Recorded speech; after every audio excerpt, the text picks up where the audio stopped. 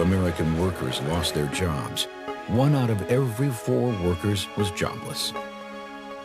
Only a handful of wealthy investors profited from the collapse of the stock market, like President John F. Kennedy's father, Joseph P. Kennedy, or brilliant investor and presidential advisor Bernard Baruch, who became legendary as the man who sold out before the crash. Performer and humorist Will Rogers probably put it best. 10 men in our country could buy the whole world, and 10 million can't buy enough to eat. So the millions of less fortunate Americans faced a grim and uncertain future. Soup kitchens and bread lines became as commonplace as the flappers and speakeasies of the Roaring '20s. And Herbert Hoover's campaign promise of a chicken in every pot couldn't have been farther from the truth. America's towns and cities struggled in vain to help the thousands in need. The jobless became the homeless. Shanty towns, makeshift communities of shacks constructed from wooden crates, tar paper, and cardboard sprang up. Disillusioned citizens called them Hoovervilles after the president, and the newspapers they slept under, Hoover blankets. Others left the city to ride the rails, looking for work. Too poor to purchase train tickets, they hitched rides on freight cars, hoping they wouldn't be caught, hoping they'd find a job. Approximately 2 million men became hobos, wandering the countryside looking for work. Between 1929 and 1932, roughly 400,000 farms were foreclosed when farmers couldn't pay their mortgages and banks repossessed the property. Thousands of farm families became migrant workers, following crop harvests to eke out a living. Then, to make matters even worse, drought, coupled with the overproduction of crops in the Great Plains, turned the area from Texas to Oklahoma into a dust bowl. In 1934, strong winds blew tons of dust from the plains all the way to the East Coast. Dust even coated New York City and settled on ships 500 miles out to sea in the Atlantic Ocean. Unemployment and poverty hurt everyone, especially children.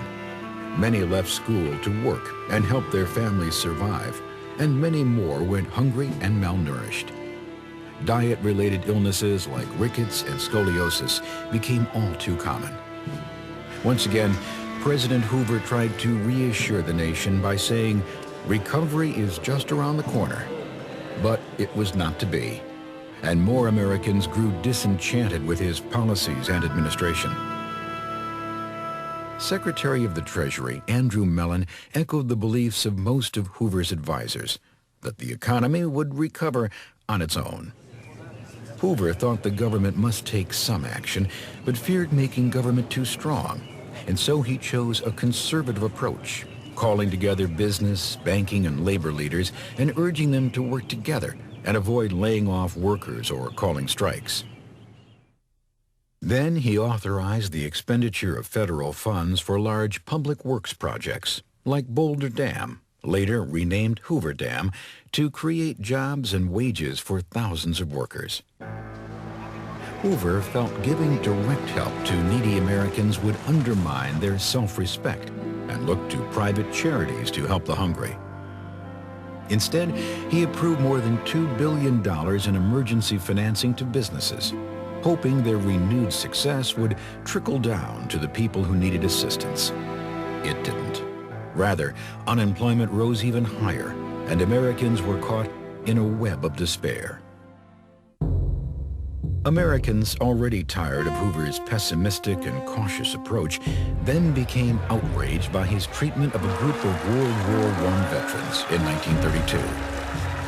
After the war, Congress issued veterans bonus certificates for their military service worth nearly $1,000 to be redeemed in 1945. Dismayed by the economic outlook of the time, the veterans demanded the immediate payment of their bonuses in full. In an attempt to satisfy their demand, Texas Congressman Wright Patman proposed a bill in which the government would immediately give veterans $500 in cash instead. To show their support of Patman's plan, between 10 and 20,000 veterans and their families peacefully marched to Washington, D.C. This so-called bonus army established a shanty town in sight of the Capitol building. Hoover provided food and supplies for them, but when Congress vetoed the bill on June 17th, he asked the bonus army to leave. Most left, but approximately 2,000 stayed behind, hoping to meet with Hoover. Fearing a riot, Hoover ordered General Douglas MacArthur and the 12th Infantry Force to remove the veterans. Shocked Americans saw troops use bayonets and tear gas to force the vets to leave. In the melee, more than 1,000 people were gassed, an 8-year-old boy blinded, and an 11-month-old baby was killed. The shantytown burned to the ground. Public support for Hoover foundered, and with a chance to change direction, Americans overwhelmingly embraced a new president in Franklin Delano Roosevelt, popularly known as FDR.